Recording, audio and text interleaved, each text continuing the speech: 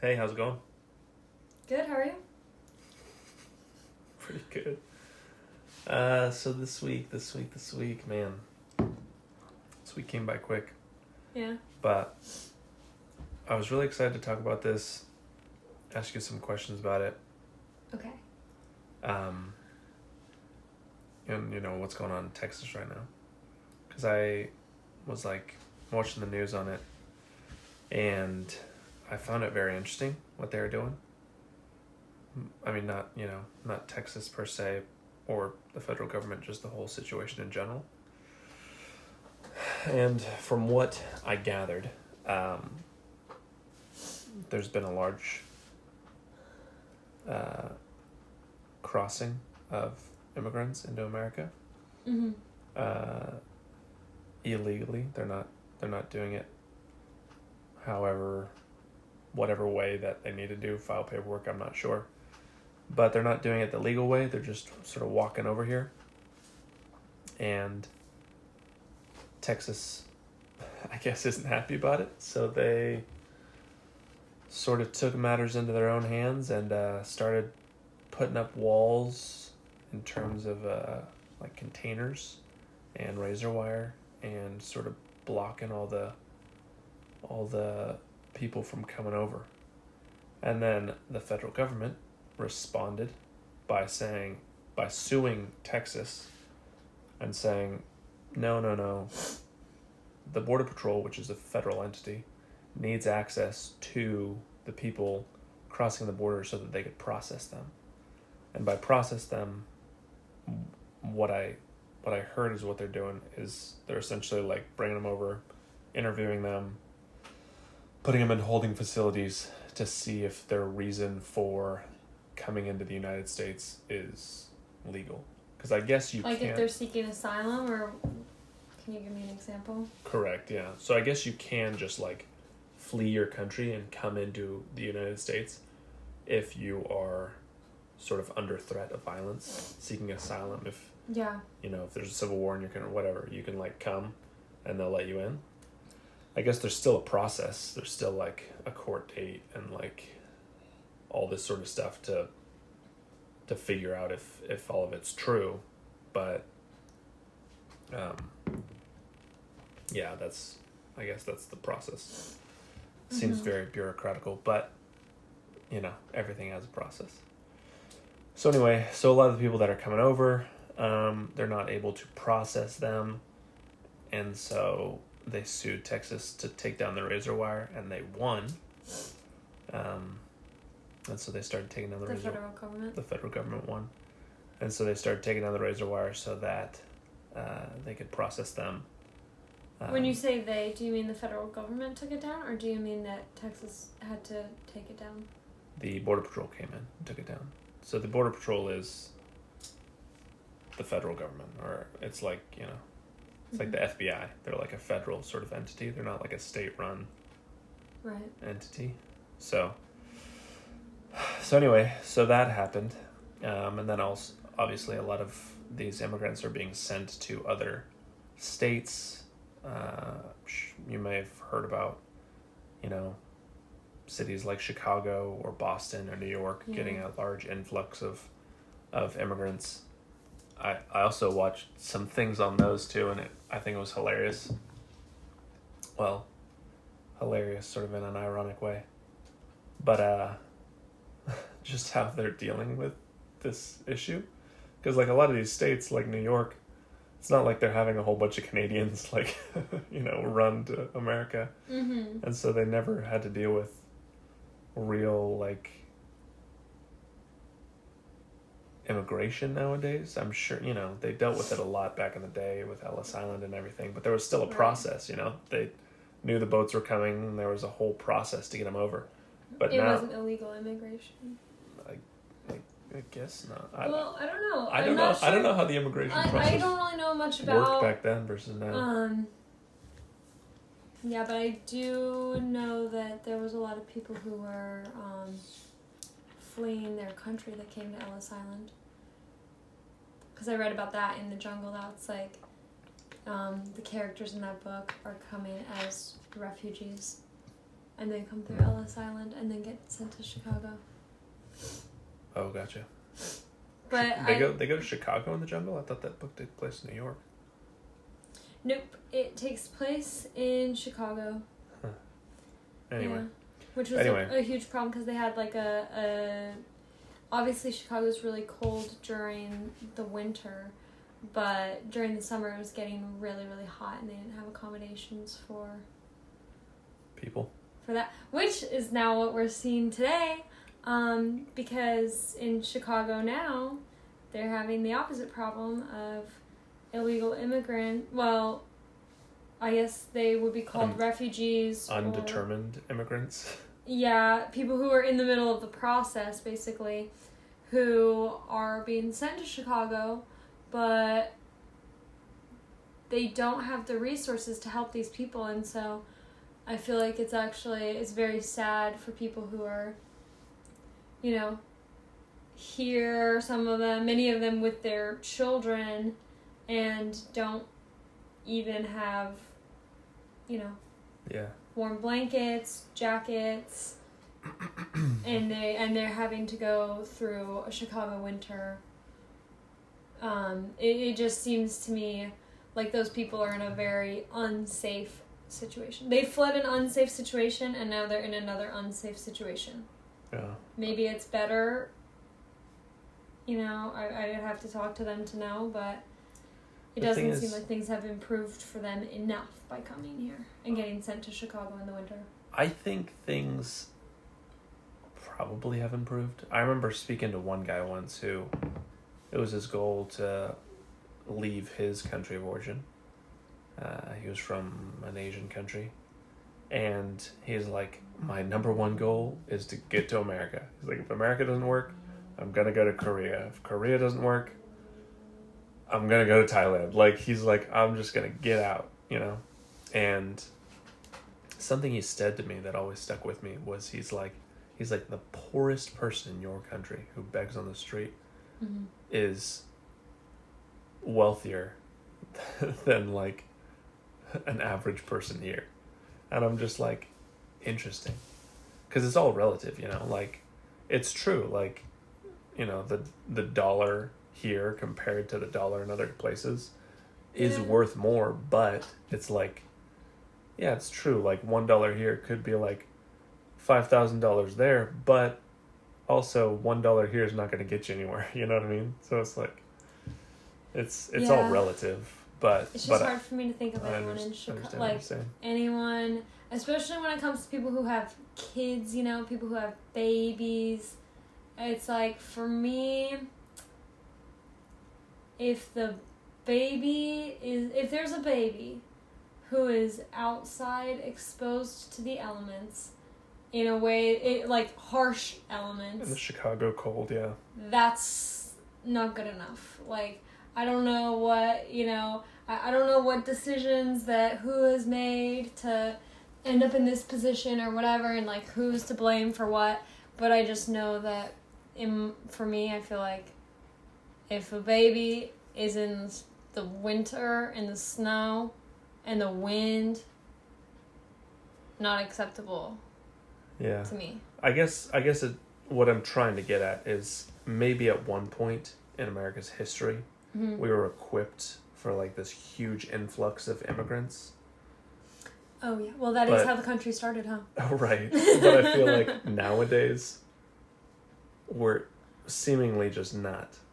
Like cities like New York, who was like sort of the foundation of immigration with Ellis Island, seemingly is not capable of sustaining immigrants. Neither is Boston. Neither is Chicago. Like, the cities are just sort of flooded with all these undetermined immigrants, and they have nowhere to put them and nothing to do with them. And it's also putting like a stress on the legal system, because it's like, okay, now you have to get every single one of these people now has to sit before a judge to get their trial, to get their day in court. And then whoever's representing them may be able to appeal the decision if it was unfavorable. and then that would just, they would go back into the system and just keep going round and round and round until it all sort of washes out. But what I find interesting about the situation is, one, sort of the realization of these we'll just call them loving states, very Generous. very generous, wanting to help states, or at least, these states who talk a big game in terms of how much they want to help, now pleading with the federal government for financial sort of aid to help with all these refugees, immigrants, and, having the federal government step in, and the federal government saying, well, we don't have any resources to send to you. Is that what the federal government said? I don't know, but I don't think they're getting anything. But then on the other hand, you go to Texas, and Texas is like, we're kicking them all back to where they came from, and then everyone's hating on Texas because they're like, well, hey, Texas, you got to be more loving. They're cold-hearted. Yeah, and it's just like, and Yeah. Texas is just like, you don't understand. Like, we don't have the resources to deal with it. Like, we can't even keep our power on in a cold storm. Like, we don't have the resources, and so they are sending these people to those, sanctuary states and cities so that they can deal with them because they have laws protecting those people. And then those people in those states are saying, I know we're a sanctuary city, but we can't. We don't have the resources to deal with this. Anyway, so it's just a huge back and forth with the Texas government and the federal government, in my eyes, of who's in charge. You know what I mean? Like, it's the state of Texas wanting to essentially lock down their own border. Mm-hmm. And seemingly the federal government is not doing enough, according to Texas, to do their job, or to do it as well as Texas wants them to. So I guess my question to you is, who do you think, in your opinion, has the authority to decide? Is it the federal government's job to micromanage every state, or is there like heads of state established to deal with the problems in their state?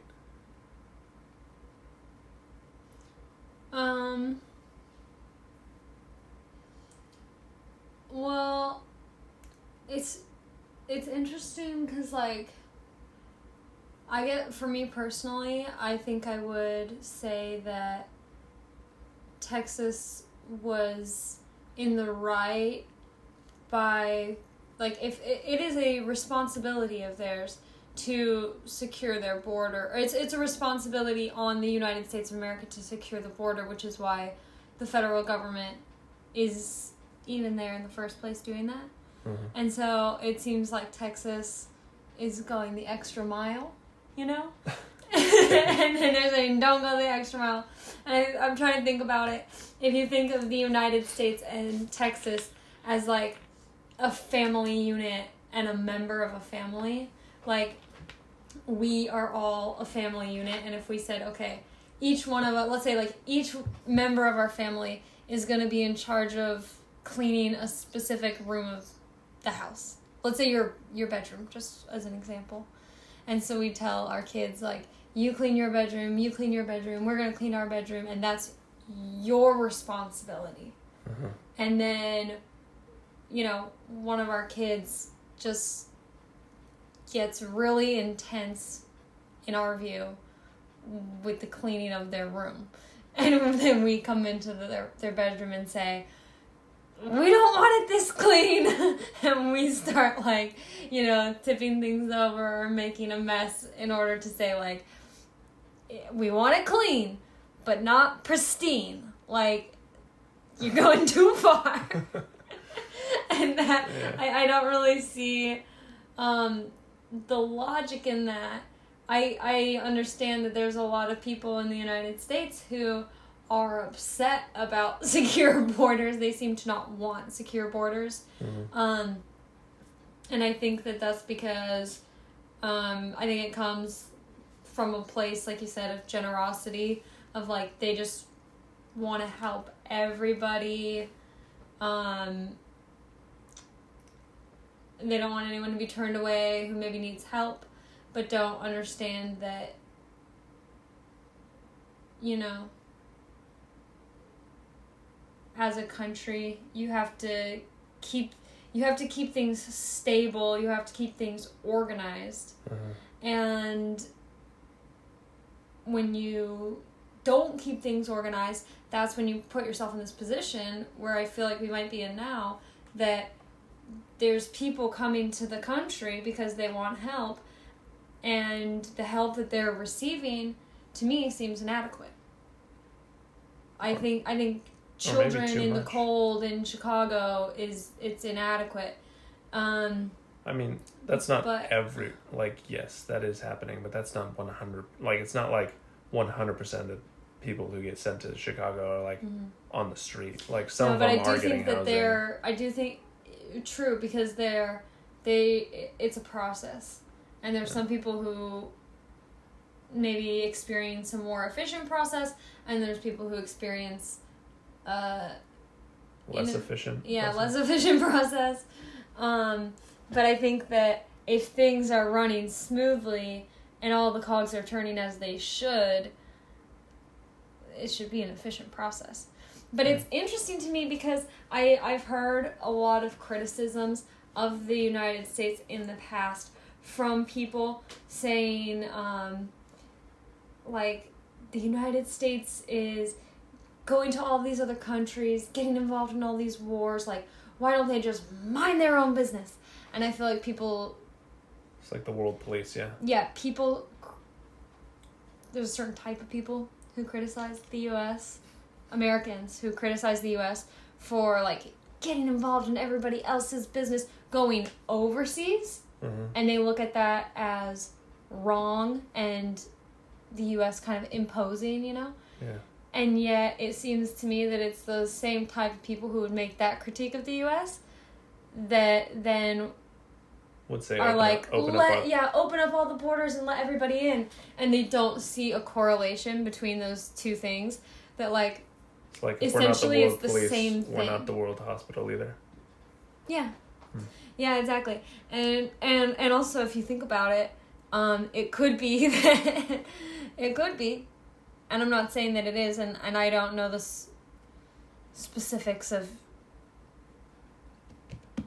the diplomatic relations between the U.S. and every other country that it gets involved with, but it could be that sometimes the U.S. getting involved in another country, what someone here might feel like is gratuitously, like it's completely unnecessary and we should be minding our own business, maybe that involvement actually helps to stabilize that country so that instead of people needing to come to the U.S. as refugees, they can actually be safe at home.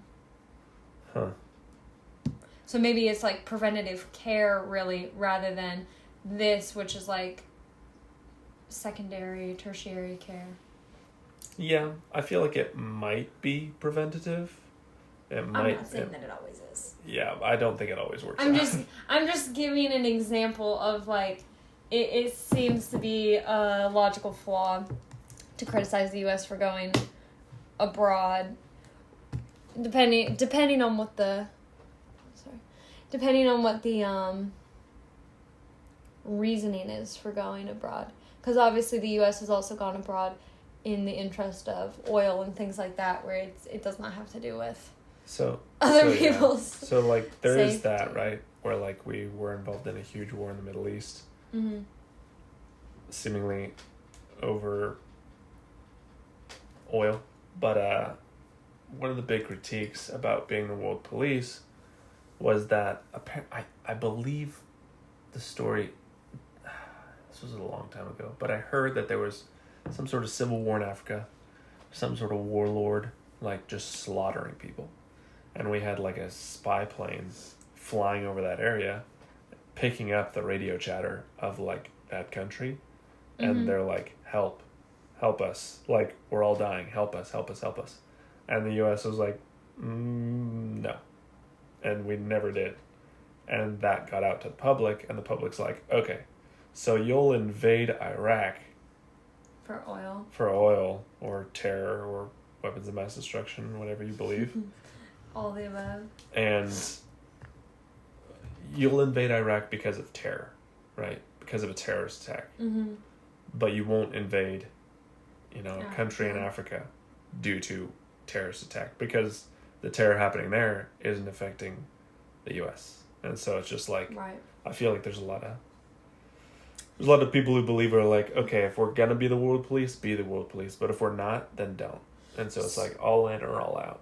So, But what but do that's you sort think?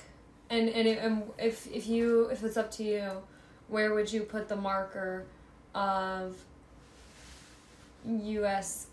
involvement in other countries versus times to say, hey, look, not my circus, not my monkeys. Figure it out yourself. the thing is, that's a difficult question because like we've seen World War One, we've seen World War Two, Mm-hmm. and World War Two, like as much as some people in America wanted to get involved, like the vast majority didn't.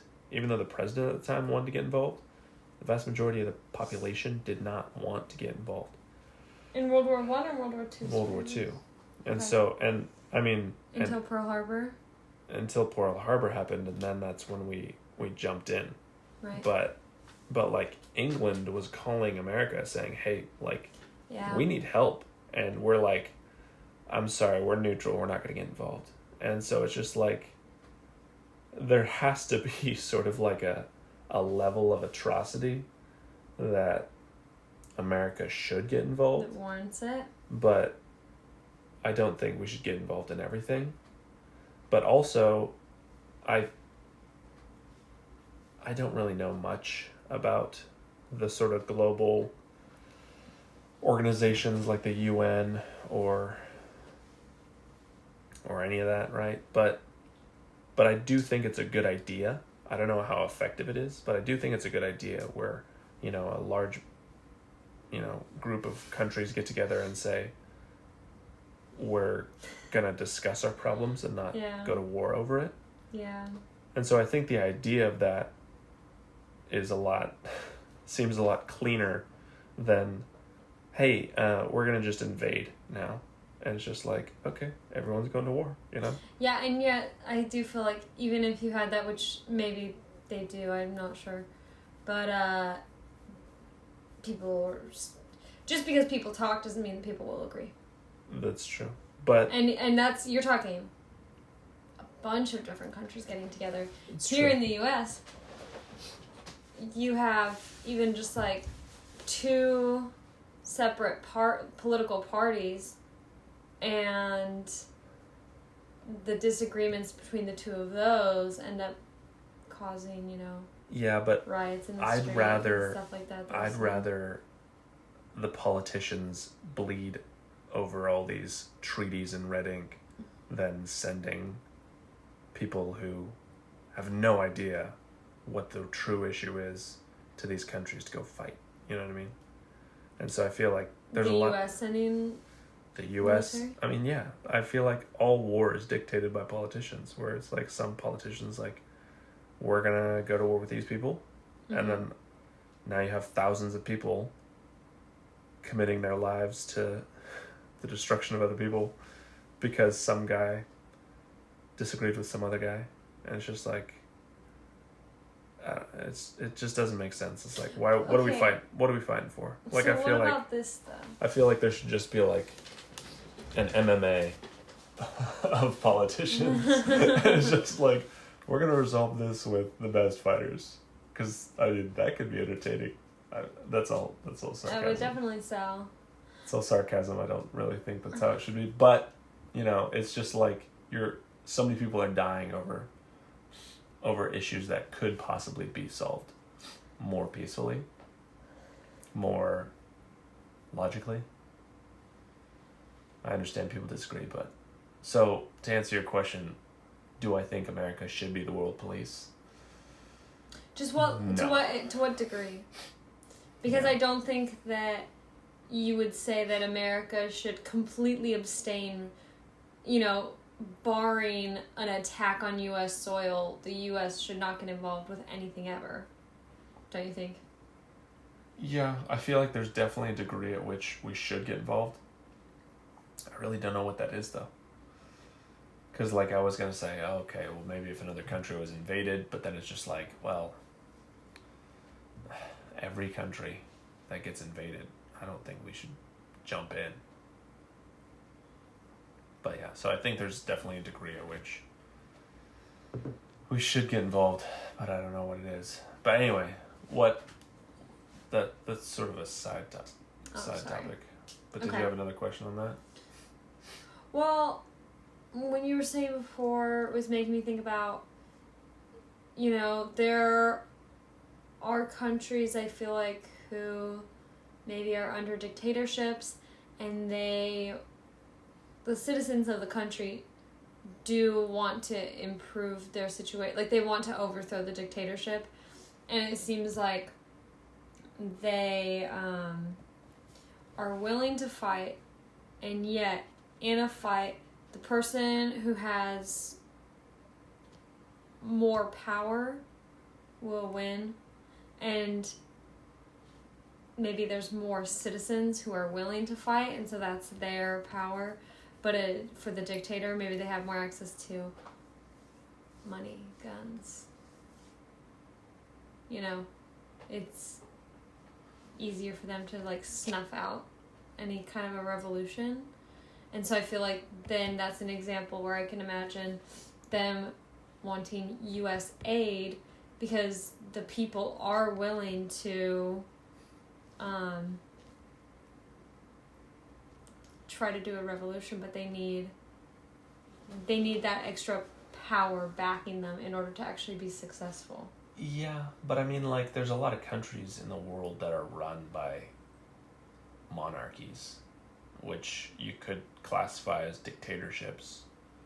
But it's like, it's just because America broke from England and, rejected the monarchy doesn't mean that we are the driving force for every other country to overthrow their government structure, And But so not it's all just countries like, want to. I'm just saying for ones that do, we're but even the ones that do, it's like, how do you know that the rebels who are taking over have good plans? Like, are you supposed to just meet with these rebel leaders and say, okay, well, what's your plan?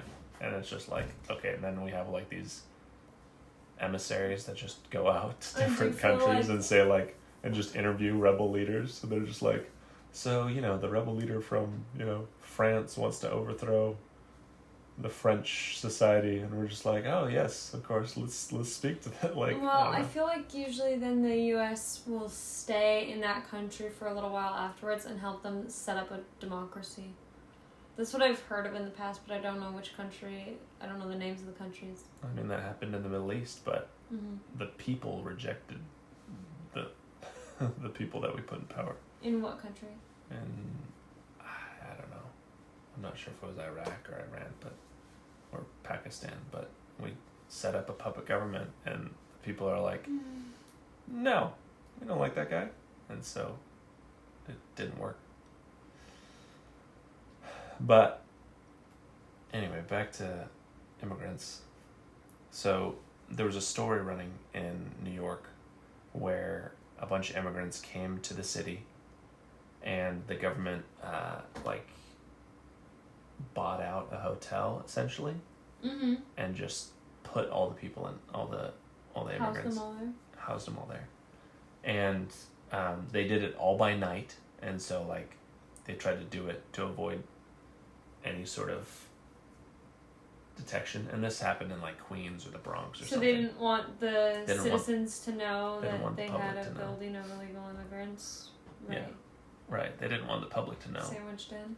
But the public found out, and they were upset because they're like, dude, we have people, like, American citizens on the streets here who don't have housing, who are, hitting rock bottom, but the government has the ability to house non-citizens and give them food, and they're like, that's messed up. Like, and they had their numbers, and they're like, the government spends X amount of dollars on its citizens and their social programs. Interesting. And they're spending even more on like the undetermined immigrants on their social programs and housing and food and legal fees and all this stuff. And so it's just like they're up in arms about it. They're upset. And I'm like, it's a multifaceted issue where it's just like the people who aren't having the best of luck, having the best of time, living on the street, they're like, well, shoot, maybe I should just walk over to Mexico and then walk back, and then I'll get better everything, So I wonder, what do you feel like is the U.S.'s obligation to, say, illegal immigrant or refugees or people who are in this kind of like transition state of not figured out if they're illegal or refugees yet? Non-citizens. Versus... Yeah, but non-citizens could also be green card holders, and that's completely different. Yeah, that's true. So people who are in this state of flux versus homeless Americans. If you had to say, well, let's say that you have $1,000 to spend. Is half of it going to the homeless and half of it's going to the illegal immigrants? Or what percentage would you say should be the split between those two things in terms of U.S. effort financially? That's an interesting question, because honestly, my desire would be to give the money to the people who are most deserving of it.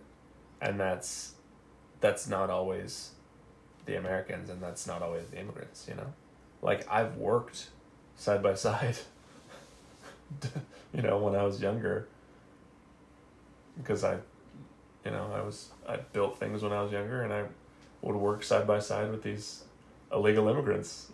Yeah, I've worked with illegal immigrants also. Yeah, and it's just like, they're hardworking people. Like, again, maybe not all of them, but the ones I worked with, really hardworking, very knowledgeable. And I even asked one of them once, because I didn't know I was working with illegal immigrants. And I was just like, dude, you're good at this. Why don't you, like, start your own company? He's just like, I can't. And I'm like, why not? And I, like, bugged him for days. I was like, why not? Why not? Like, did you suspect that was why? Or I had no idea. It didn't even occur to you? I was young. I had no idea.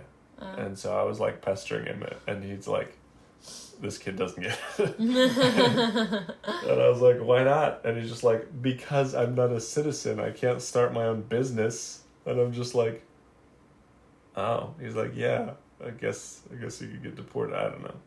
Maybe in today's day and age he could. I really don't know what the legal ramifications are, but I knew he couldn't at the time, or at least that's what he said. Yeah. But then again, he's a hardworking person. But then again, there's people who are U.S. citizens who choose to sort of have they choose to get mixed up in things that they shouldn't, and end up like in drug addicts. Yeah, and end up in bad situations. And it's just like, there should be a little bit of charity there to help those people out. But if you had two people, one was super hardworking and needed a leg up, needed a helping hand, or someone who's like an addict, it's gonna go to drugs. You're like, I'd rather give my money to the person who's like has the ability to start their own business. You know what I mean? Yeah. So, a more competent person. Yeah, should get them more funding. Yeah, but I mean, like, that's not something that's easily decidable, Yeah, and also, how do you... it would be difficult to determine how competent somebody is when they're in a position of, I don't even have anywhere to live. Like, a homeless American or a homeless illegal immigrant, I feel like when you're homeless, your plan is just survive the day. Yeah.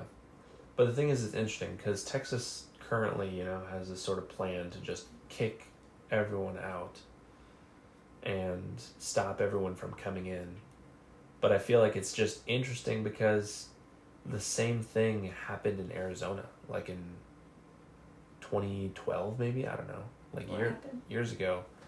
Arizona was like upset about the immigration issue. They felt like they had too many illegal immigrants in Arizona, and so they passed a law saying like, yeah, we can ask for your papers like at any time, like anyone. You just walking on the street and they're like, hey, are you a citizen? Show me proof of residency or what. I don't know what they need to prove, but if you didn't have it, they'd deport you. And then it was hilarious because Arizona faced this huge like decrease in workforce. And they repealed the law. Because of that? Yeah, because everyone's like, oh, we're going to get deported. There's too many illegals. Yeah, they're like, oh, we're going to get deported? Okay, we're going to go to Texas. We're going to go to New Mexico. We're going to go to California, Nevada, whatever. They got out. They left. And then Arizona's like, oh, crap. We have all these jobs that no one's doing. That all these illegal immigrants were doing that we had no idea. Or maybe they did, but they just, didn't appreciate. Yeah, they didn't appreciate. What they had till it was gone. Didn't appreciate the hard work that everyone was doing. And so it's just like, I don't know if Texas realized that they're sort of walking down that same path of like, listen, if you push it too hard and you want to kick everyone out, you're going to have like a lot of empty stores and a lot of empty, like all those sort of entry-level jobs that are easy to get into, that none of these, I guess, middle-class Americans are doing. Someone's doing them, and if they keep pushing it, they're all gonna leave. But I don't know. I feel like that's a whole different issue entirely of like, I don't know. It does seem to me though that even if so that's an interesting idea in Arizona, that they actually had a problem when the illegal immigrants left. Like, they actually did kind of need those people. Those people were built into their infrastructure. Yeah. To the point that it was damaging to lose those people. And I feel like that shows to me that there is an amount of immigration that is useful to the U.S. But I do think that with all things, there needs to be organization. Especially when it comes to your country, it needs to be organized. It needs to be consensual. If that's a word I feel like that you hear getting thrown around a lot nowadays. If someone's going to enter a country, you need to do that with the country's consent. And so maybe the middle ground is, okay, we're gonna crack down on illegal immigration. We're not gonna allow anybody in illegally. However, we're gonna give out more green cards or more work visas or more. We're gonna have, let's say, like a company that normally would hire illegal immigrants. Uh-huh. You could crack down on those companies saying, if we find out that you're hiring illegal immigrants, you're going to get fined. Yeah. But if you feel like you need more people, then let us know what you feel like you have room for. And when we're looking at people who want to come to the U.S., we'll offer people a work visa to come work for you. Yeah. However, I do feel like that, maybe the companies wouldn't be interested in that because the appeal to them of illegal immigrants is that they can treat them poorly. And they can pay them less. Yeah. And it's kind of a weird dynamic because it's like an American business owner might feel like, this is great, they're doing this work for pennies on the dollar. And the illegal immigrant might feel like, oh my gosh, I'm getting pennies. Love that, compared to what they're used to. But I feel like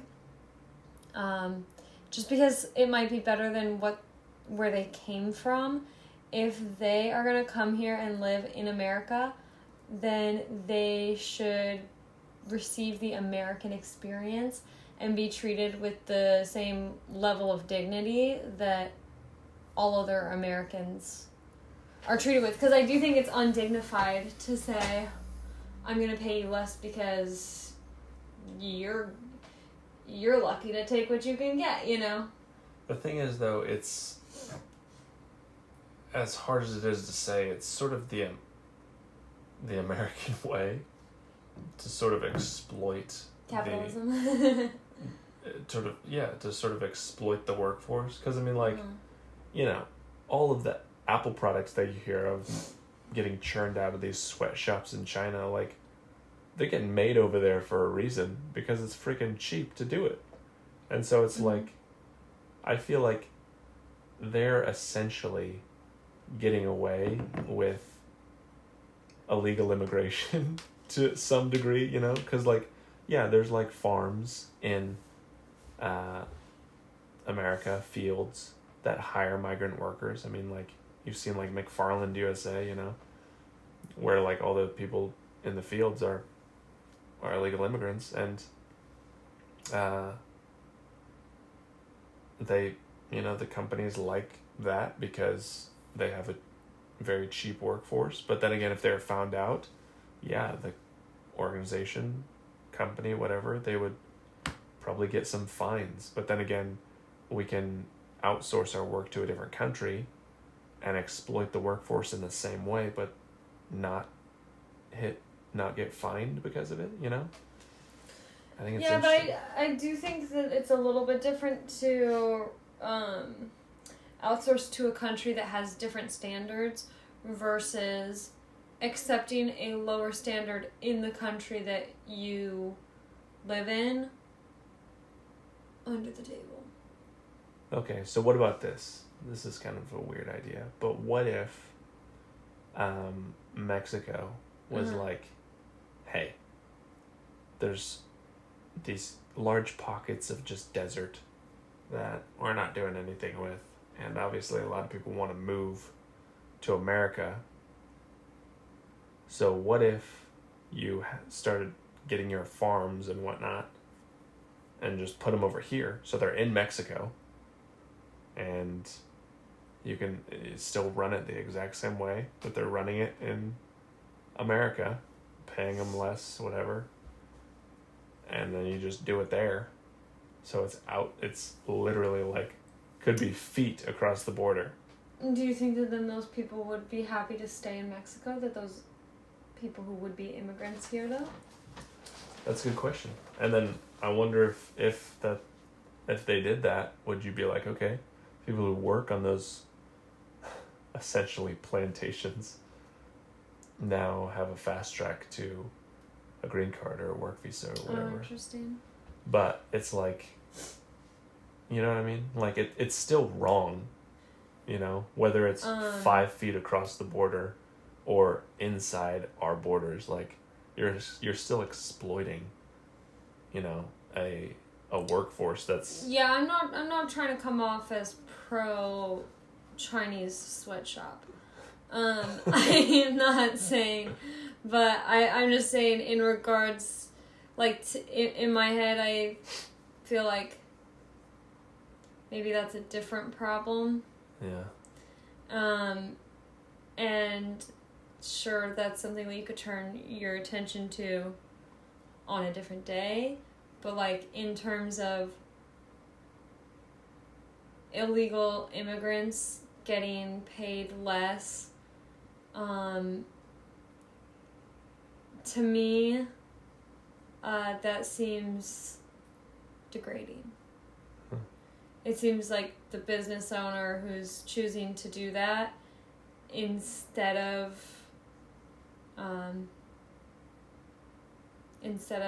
pay a full, minimum wage, they're degrading their employees for their own gain, and maybe they wouldn't be able to get their business off the ground otherwise or something, I'm not sure, but still I think that is what they're doing.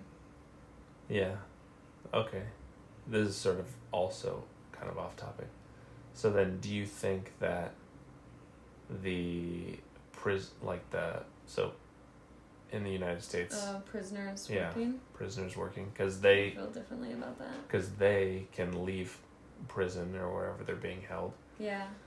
And go work in like normal society in like factories or whatever. They're getting paid way less. Right. Minimum, so maybe the idea is that when you participate in illegal activity, you have degraded yourself by participating in an illegal activity. Right. And so then to be treated lower is acceptable because you have put yourself in a lower class, basically. It's kind of the idea there, I guess.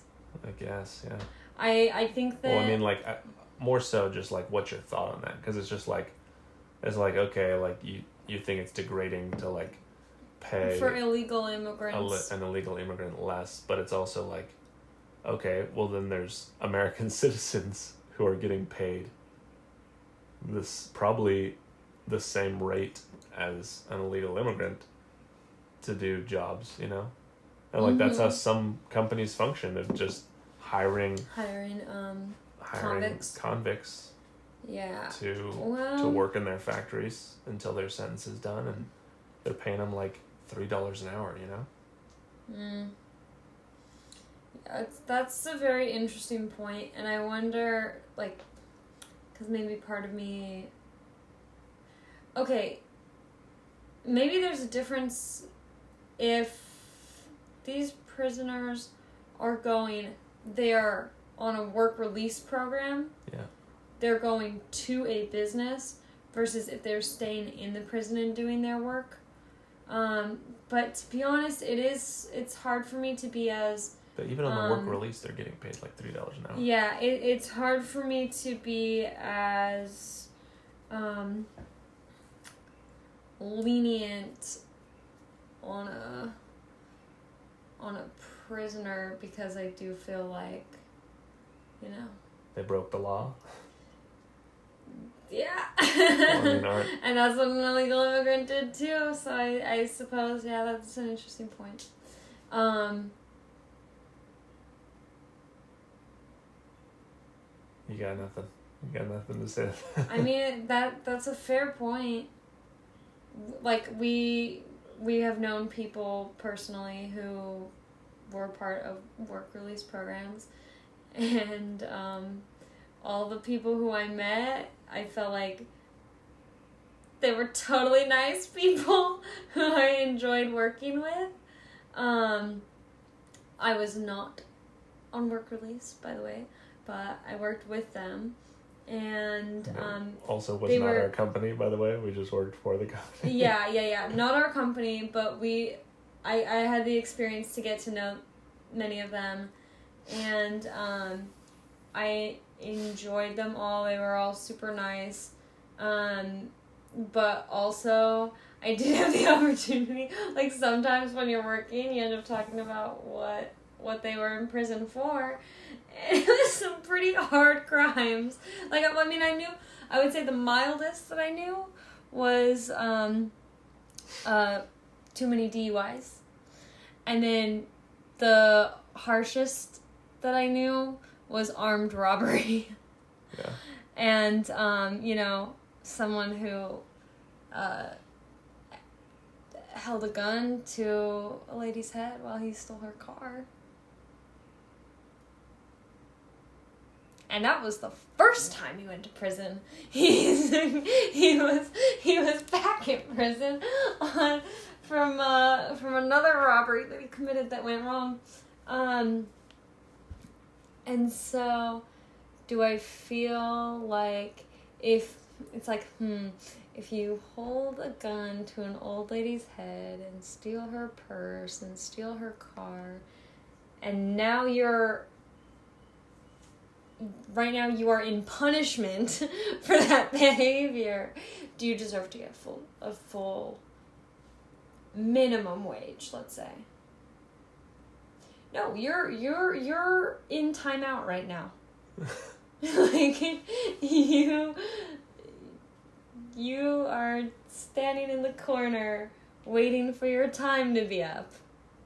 Yeah. Because of what you did.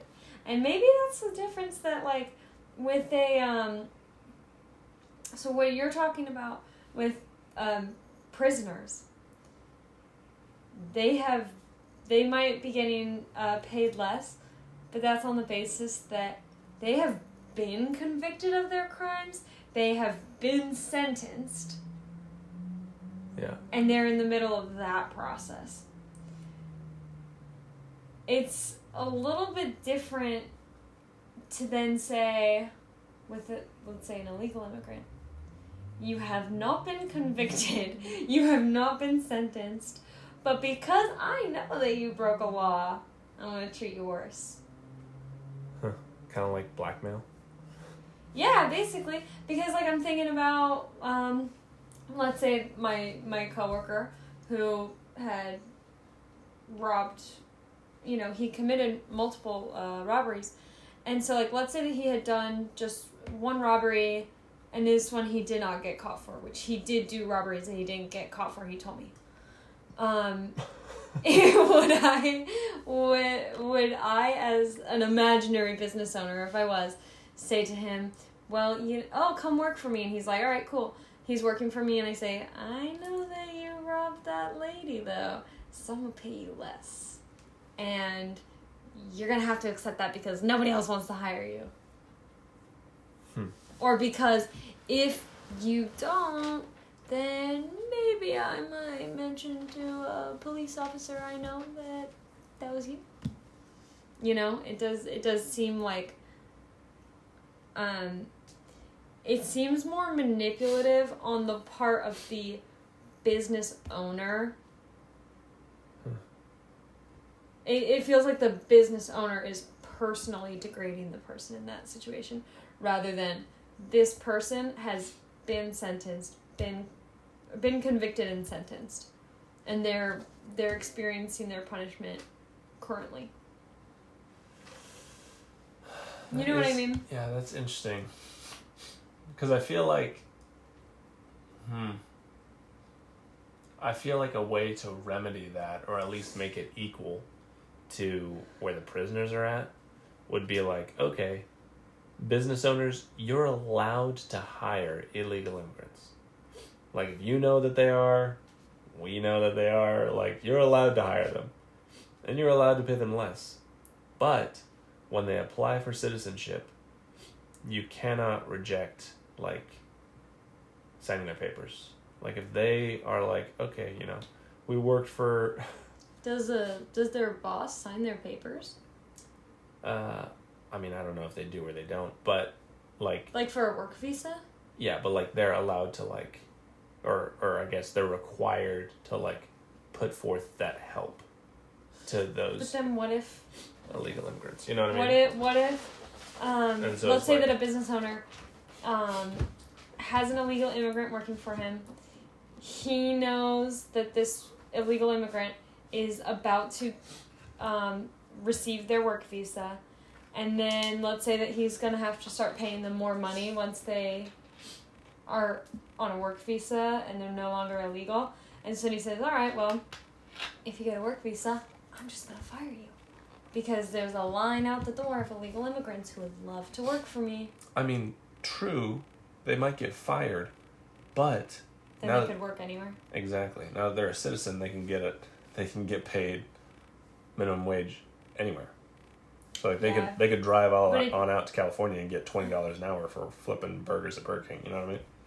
Yeah, but maybe if they weren't in a position to do that, maybe they don't have a car, maybe they don't have whatever, maybe there's not a lot of job opportunities in the place that they happen to be. Maybe that might then incentivize them to remain illegal in order to at least keep the job that they have. Yeah, it's interesting. I wonder Maybe how they many have of a the family things... that they're providing for, that it's not going to be safe for them to be out of work for, trying to figure things out in between.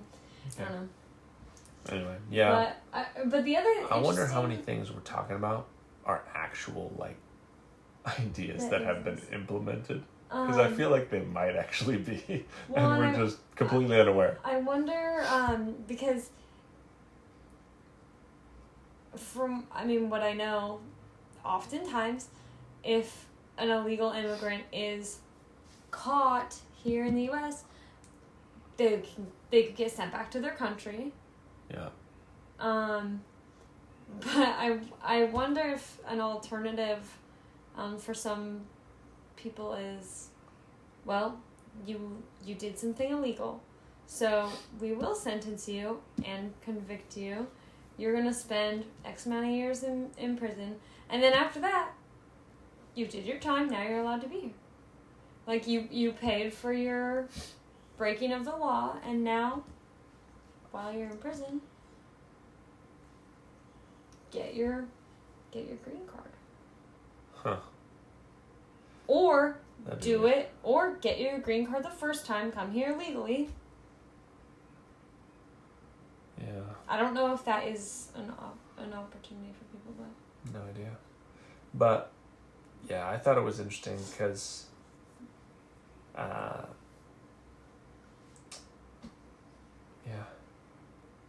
I just thought it was interesting because I don't know, there's kind of a lot going on in the country as a whole, but I thought it was interesting what was happening in Texas. Anyway. Yeah. So to sort of wrap that, we talked about a lot. Mm-hmm. What is your opinion on immigration? Generally speaking, okay, so I'm an immigrant. My parents are immigrants. I came here originally on my dad's work visa. Mm-hmm. We got green cards when I was, like, I want to say 4 years old, probably. And I was less than 1 when I came here. Got green cards when I was about 4. Got my citizenship when I was 28, just last year. I'm interested to vote in the upcoming election. I still need to register to vote. But I feel like my parents did things legally. I did things legally. And we weren't fleeing our country. We came here because... just because of opportunity. Because of a job opportunity. Yeah. And I don't know what it's like to be in a country that you're scared for your safety or for your family's safety. And so, like, for me in my position, I feel like it's easy to say, just do it, just immigrate legally, I think that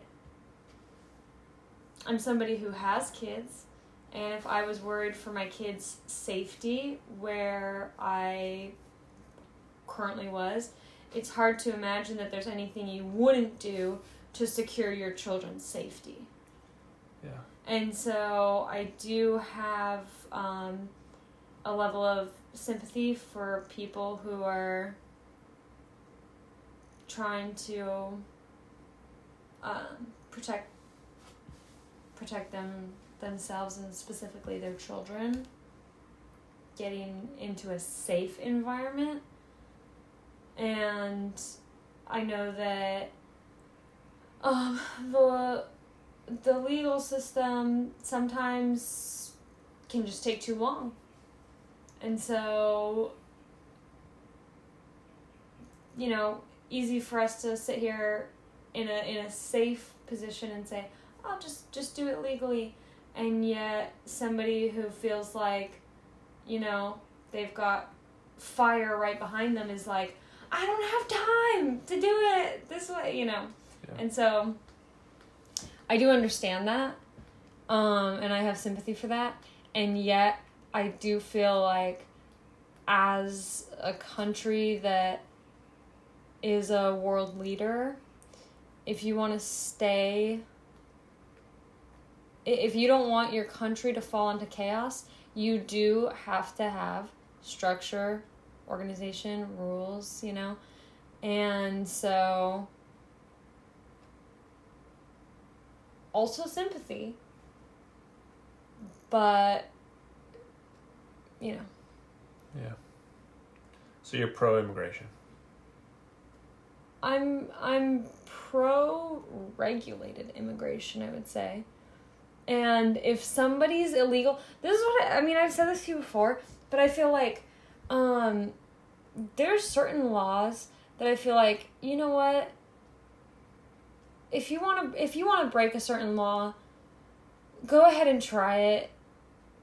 And if you get caught, deal with the consequences. Like if I am driving in my car on the highway and I'm going 20 miles over the speed limit and I feel fine about that, like I want to drive faster and I'm going 20 miles over the speed limit, I don't think that's so wrong.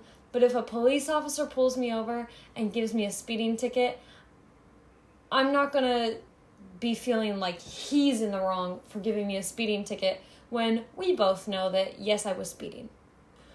So when it comes to illegal immigration, I kind of feel like, you know what? If you're in a position where you think that that's the best option for you, go ahead and try it. But if you get caught and you get sent back to your country of origin, then you kind of have to be like, all right, you got me, Yeah. And I don't feel like as citizens of this country, it's for us to look at Border Patrol and say, don't send people back to their country. It would almost be like if I was a member of the police, or if I was just a regular citizen, looking at a police officer who just gave someone a ticket for speeding and say, leave them alone! You shouldn't be like giving people speeding tickets. I mean, they're a police officer. That's their job. The law is there to keep the road safe. Yeah. That's what it is. So I'm not gonna get too mad at someone for speeding. I'm not gonna get too mad at someone trying to enter the country illegally. But also, I understand why those things are illegal, and I respect the people whose job it is to make sure that those laws are followed. Yeah. That's my thoughts. What about you? Well, as you know, I feel like I have a close relation to those who have immigrated. Not just you, but people in my family as well. And so, I'm all for doing it the right way. But I feel like I have sort of an anarchist sort of view on it as well, and I agree with what you're saying about it. It's just like, you know what? Just freaking do it. Like, if you think that's what's good, give it a shot. But also, like, you're the best judge of the position that you're in. Yeah, but also, I agree too, where it's like, listen, if you get caught, you get caught. You sort of have to live with that too. Yeah. But where I feel like it's hard for me to ride that line is when people come over and then sort of take advantage of the system. And I feel for the argument of the, those people in New York where they're like, listen, we got people in the streets And they're giving these people who aren't even citizens free housing. And I'm just like, that's true. Like, that is a very true argument. But it's just like, well, I don't know. Maybe you should start breaking laws too. And like, maybe it'll work out for you. In Portland, Oregon, they very much are like involved with the homeless.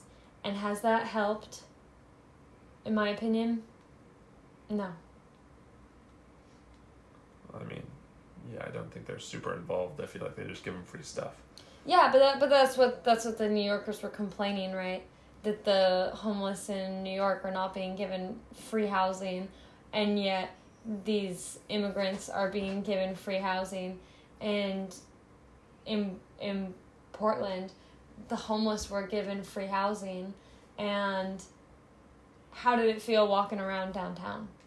Still unsafe? Still you're seeing people shoot up drugs on the street? Yeah. Yep. So kind of to your point before about give the person who's more competent more help. I mean, according to what you said earlier about the people who you'd worked with, illegal immigrants, it kind of seems that not all cases, it's a generalization, but maybe to those people in New York, we've given up on them. These illegal immigrants are maybe more competent than, I mean, it's like I don't know. We've given up on you. We're trying something new. I literally That's sat hard. That's a hard reality. in a restaurant in New York City, and I was sitting on a bench waiting for them to call my name for my order, sitting up against the glass, and outside the building on the other side of a glass was a homeless young man. I watched him do some kind of drugs and then like tweak out on the bench. Yeah. And it's like, is there somebody who can, is there a government agency, is there an amount of government dollars that can help that kid? Or is that like, maybe he's dealing with more than what the government can just throw money at to fix. Yeah. Not all problems can be fixed by throwing money at it. But illegal immigration, maybe it can. Yeah. Anyway. Yeah. So are you pro Texas? What Texas is up to, or pro federal government? Yeah, I mean, like I said before. Pro Texas being like lock down the border, and government being just let them in. Federal. Pro Texas, like I said before, the analogy of like it's the United States of America, right?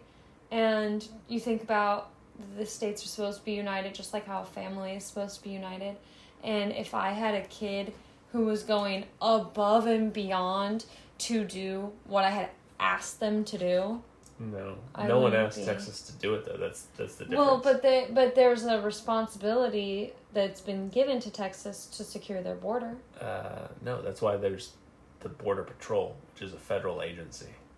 So the federal agency is not. So it would be like it's your job to wash. Okay, so you're let's not. say You're gonna not like that. It leans into your camp, but it's like if it's your responsibility to wash the dishes, and like you're not washing dishes, and so your kid comes up and just starts he's like, I'm taking this over, and just starts cleaning all the dishes. And then what you say is, thank you very much. Yeah. You know? Yeah, it bleeds into your idea there. But yes. But like, if there's a job that, let's say as the head of the family or as the head of the United States, you understand this is on my to-do list, this job needs to get done. And maybe you haven't delegated it out, but someone comes and takes it off your plate even more effectively than you could have done it. The response is, thank you very much. You can take care of that. We're going to spend our government dollars. Hey, you! Stop doing what I was going to do! Take it down! You know? Yeah. You clean the dishes? I was going to do that. now I'm going to go take the dishes and make them all dirty again so that I can clean them the way that I do it. You know? Yeah. It's just ridiculous. It's ridiculous. It's ungrateful. It's contentious. Yeah, I mean, I would have to say, I don't know the full ins and outs of what Texas is doing over there, but I would probably have to agree with you. I think Texas is the Lone Star State. they always say that they always say they could secede from the nation whenever they want. It's in their constitution. Yeah. So, if that's what they want to do, and still be a part of America, just let them do it, I guess. Maybe not secede from the nation, but maybe set an example for the nation of, hey, see how well we're securing our borders? Maybe some of y'all should check it out. Maybe y'all should consider it. Arizona, or whatever.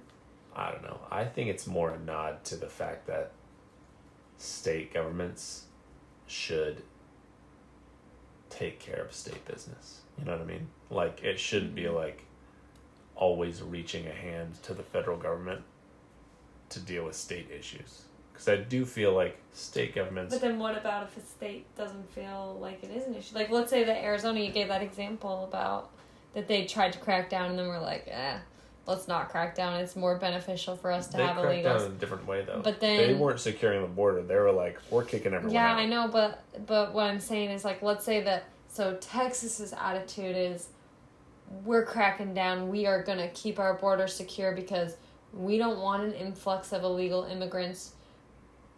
We want things to go in an orderly fashion.